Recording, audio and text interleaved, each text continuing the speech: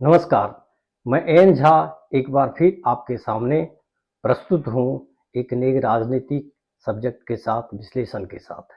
अभी जो last round of assembly selection है इस साल का, इसमें झारखंड और महाराष्ट्र में चुनाव होने वाले हैं, तो महाराष्ट्र चुनाव के बारे में हम लोग डिस्कशन करेंगे। महाराष्ट्र में 20 नवंबर को एक ही फेज में, सिंगल फेज में महाराष्ट्र में 20 नवंबर को 288 सीट के लिए चुनाव होने जा रहे हैं इसमें। और उसमें दो मुख्य गठबंधन जो है, एक तो रूलिंग महायुति गठबंधन है जिसमें तीन पार्टी हैं। दो जो पार्टी है तो शिवसेना और एनसीपी के स्प्लिट होने वाली पार्टी है। इसी तरह दूसरा है एमवीए जो गवर्नमेंट है महाविकास अघाड़ी पार्टी है, जिसमें जो NCP Sharad Pawar group, UBT Shiv Sena Uddhav Thackeray के जो शिवसेना उनके ग्रुप और कांग्रेस का ये गठबंधन है। बाकी उसके भी छोटे छोटे जो है, जैसे वंचित अघाड़ी है, मनसे है और छोटे छोटे और भी पार्टियां सब वही है, लेकिन मुख्यतः जो फाइट जो है दोनों इस गठबंधन के है, महायुति वर्सेस एनडीए के बीच ये गठबंधन है।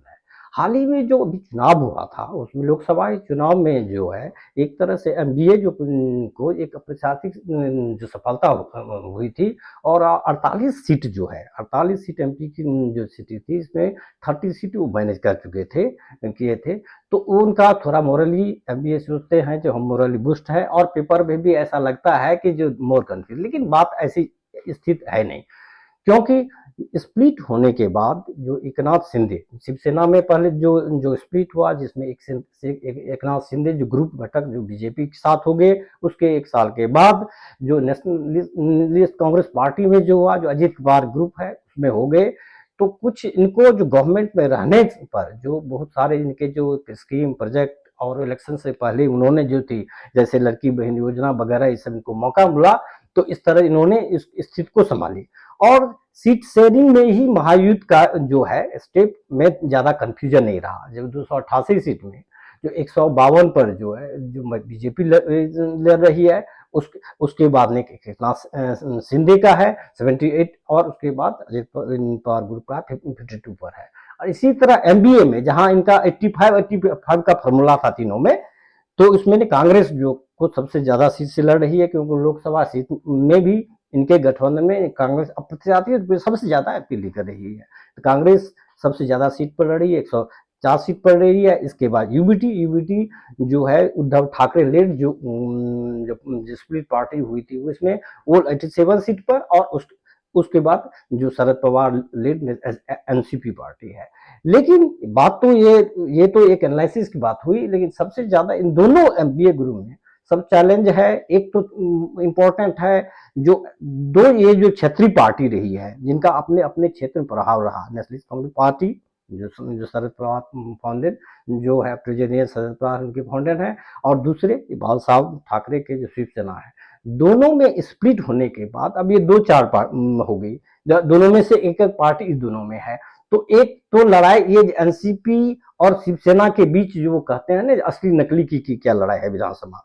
लोकसभा की यदि रिजल्ट देखे तो लोकसभा में अजीत पवार लेड जो एनसीपी जो महायुद्ध के साथ, बीजेपी लेड महायुद्ध के साथ, या एनडीए कह सकते हैं उसके तहत अजीत पवार का उतना अच्छा परफॉर्मेंस नहीं रहा, 4 में 1 सीट जीत पाई। लेकिन एकनाथ शिंदे ने कंपेरेटिवली, जबकि एकनाथ शिंदे लेड गवर्नमेंट जो लेड जो पार्टी, और यूबीटी जो है उद्धव पार्टी जो 13 सीट पर आमने सामने थी, उसमें 7 सीट उन्होंने जीती। वो जो 3 में से 7 सीटें जो है जीती। इसलिए शिवसेना में ये निर्णय नहीं हो कह सकते हैं आज की तारीख में असली शिवसेना कौन है। तो उस असली सेना जो है शिवसेना की, जो एक लड़ाई कर रहे हैं ये इलेक्शन में, जो स्टेट इलेक्शन में पता चलेगा।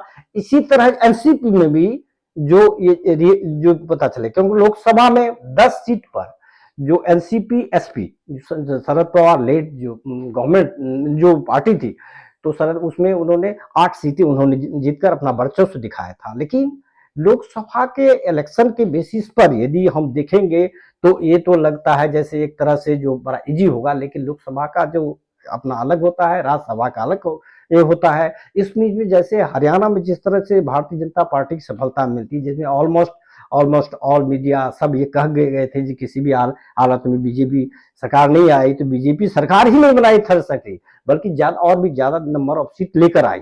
तो हर स्टेट के अनुसार स्टेट स्पेसिफिक होता है, और एमपी इलेक्शन से उसको हम नहीं कर सकते हैं, ये तब ये इसलिए और इम्पोर्टेंट हो गया। कॉम्प्लिकेटेड सिचुएशन ये 5 साल जो हुआ, पिछले 5 साल में आप ये देखेंगे तो उथल पुथल से बड़ा ये रहता है मैसेज है। इस बीच में 3 चीफ मिनिस्टर होते हैं, दो जो मुख्य पार्टी का स्प्लिट होता है गवर्नमेंट, तब एकनाथ शिंदे गवर्नमेंट आते हैं। तो वोटर्स में एक तरह से अब देखना ये होगा कि वोटर किस तरह के जाते हैं। जैसे एनसीपी के वेस्टर्न महाराष्ट्र में दोनों हैं, दोनों एनसीपी उनका बेल्ट रहा है, तो दोनों आमने सामने है। एनसीपी जो लेड बाय अजीत पवार, और उनके जो चाचा जी हैं, जो एनसी साहब जिसे साहब कहे जाते हैं, शरद पवार लेड, वो दोनों के बीच तो ये टक्कर है। अब जैसे शिवसेना में जो खास करके मुंबई महानगर उधर क्षेत्र में 12 सीटें ये है जो शिवसेना उनको गर्व माना गया है, तो उसमें वो आमने सामने है। टोटल में जो आप देखेंगे तो इन पार्टियों में 49 ऐसे सीटें हैं जो दोनों शिवसेना आपने सामने में। इसी तरह 36 ऐसे सीट्स हैं जो जिसमें दोनों एनसीपी के दोनों घटक हैं। और स्टेट लेवल पर भले ही अजीत पवार लेड लोकसभा में ऐसा नहीं कर पाए, लेकिन स्टेट लेवल पर जिन्हें उनके पार्टी सपोर्ट से दादा कहा जाता है, और ये भी कहते, एक ही परिवार में ये कहते सुना गया, जो पतिदेव महाराज जो दे रहे हैं, दादा को वोट दे रहे हैं, अजीत पवार ग्रुप को देंगे और पत्नी साहब को ग्रुप देंगे। तो इतना आसान भी नहीं ये है। जो वैसे बारामती जैसे क्षेत्र में सुप्रिया सुले की जो ये जीत हुई थी तो थोड़ा था, लेकिन that was the MP election, Lok Sabha election है। राज्यसभा इलेक्शन में राज्यसभा की अपने अपने इशू होती है, लेकिन कॉम्प्लिकेशन तो जो पहले ये दो ग्रुप होते थे, शिवसेना बीजेपी का एक गठबंधन होता, अल्टरनेटिव और नेशनलिस्ट एससीपी और कांग्रेस होती थी। ये 4 बल्ला 6 पार्टी हो गई, एनसीपी एक दूसरे से हो गई, और इसमें एक बहुत दोनों गठबंधन को एक बागी उम्मीदवार रिबेल जो है उसको भी वो फेस कर रहे हैं। शुरू में तो ऑलमोस्ट 150 रिबेल ऐसे कैंडिडेट थे निर्दलीय रूप में खड़ा हो रहे थे, डैमेज ही लग रहा था। 1995 के ये इलेक्शन आप देखेंगे तो उसमें मोर देन 40 इंडिपेंडेंट कैंडिडेट वहां जीते थे। कभी कभी इंडिपेंडेंट कैंडिडेट को तो प्रमोट किया जाता है। बाद में एमबीए और महायुति दोनों गठबंधन ने अपने जो इनके कुछ बागी को कंट्रोल किया, लेकिन अभी भी करीब 50 ऐसे कैंडिडेट इनके नेता है जो इनके अगेंस्ट में, कुछ क्षेत्र जो ऐसे जैसे बरसोबा वगैरह क्षेत्र में बीजेपी शिवसेना यूबीटी है कट में, लेकिन इनके ही एक बागी जो कद्दावर नेता वहां खड़े हुए हैं। इसी तरह जो है पंढरकर जो सीट है महाराष्ट्र में, वहां भी ये हालत है। कांग्रेस एनसीपी यहाँ खड़े हैं, लेकिन एनसीपी की है, तो रिबेल वाले इशू इनके हैं, वो इफेक्ट कर सकते हैं। उतना भले ही नहीं करें जो 95 वाले स्थिति हो जिसमें इतने निर्देश चुनबार हो गए, लेकिन ये डैमेज इनको कर सकते हैं। तो इस बार अन्य से चाहे जो भी पार्टी आकर आए, वो तो 20 तारीख के इलेक्शन पर पता चलेगा जी किस तरह होगी, लेकिन दो इसी जो इनको है इनके स्थित खास करके दोनों ये इलेक्शन उद्धव ठाकरे लेड जो शिवसेना जो यूबीटी है अजीत, और जो एकनाथ शिंदे लेड जो शिवसेना वो भी है, जो एनसीपी जो है दोनों ग्रुप अजीत पवार और शरद, उनके लिए भी एक जो एक्सिस्टेंशियल कर सकते हैं सवाल का। अब अजीत पवार लोकसभा में अपना मेरिट प्रूव नहीं कर पाए, तब ये देखना है कि जो स्टेट लेवल पर जो ये कितने खड़े उतरते हैं। और शरद पवार के लिए भी चैलेंज ये है, ये क्या वर्चस्व बढ़ा सकते हैं। और इधर कांग्रेस सबसे ज्यादा सीट पर लेकर आई थी लास्ट इलेक्शन की, वो देखेंगे इसमें देखेंगे सबसे ज्यादा 104 सीट पर खेल रही है। ऑफ कोर्स जो एमपी के इलेक्शन में देखेंगे तो एमपी में अकेली बार 13 सीट पर मनोज जी 1 से 13 सीट एमपी जीती, तो ये उनके कार्यकर्ता का था। लेकिन जितना ये कैलकुलेट अरिथमेटिक नंबर लगता उतना आसान है। ग्राउंड लेवल पर बहुत सारे फैक्टर है, सब अपने अपने क्षेत्र पर, जैसे वेस्टर्न क्षेत्र पर एनसीपी भी ज्यादा है इधर, और ये जो बम्बई वाला ये महानगर क्षेत्र है इसमें सेना का कर रहा है। बाकी अन्य बहुत क्षेत्र है, बीजेपी से पहले भी लार्जेस्ट पार्टी मर्ज करके ले आई है। तो बीजेपी के लिए देखना है कि जो मोर देन एनसीपी ये शिंदे जो एकनाथ शिंदे लेड शिवसेना इसमें कितना परफॉर्म करती है। भाई 288 सीट के लिए मैजिक मार्क पार करने के लिए कोई एक पार्टी तो उस पोजीशन में नहीं, दोनों में से कोई एक पार्टी सिंगल है, तो उनको तो अलायंस का साथ देना ही पड़ेगा। इसी में से तरह तरह की अपनी और भी छोटे छोटे जैसे जो ओवैसी लीड एआईएमआईएम है वो भी खड़े हुए हैं, वंचित अघाड़ी पार्टी भी खड़ी है, मन से जो है राज ठाकरे की जो पार्टी है उनके भी करे हैं, छोटे लेड भी करे हैं, वो भी कुछ उस पर इफेक्ट कर सकता है।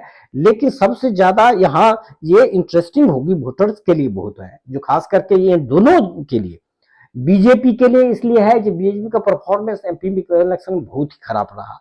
तो क्या एटलीस्ट अपना जो है लास्ट 152 में से जो लास्ट जो परफॉर्मेंस में है उतना मेंटेन करेगी और उसके लाइक करेगी, ये दिखने वाली बात ये है।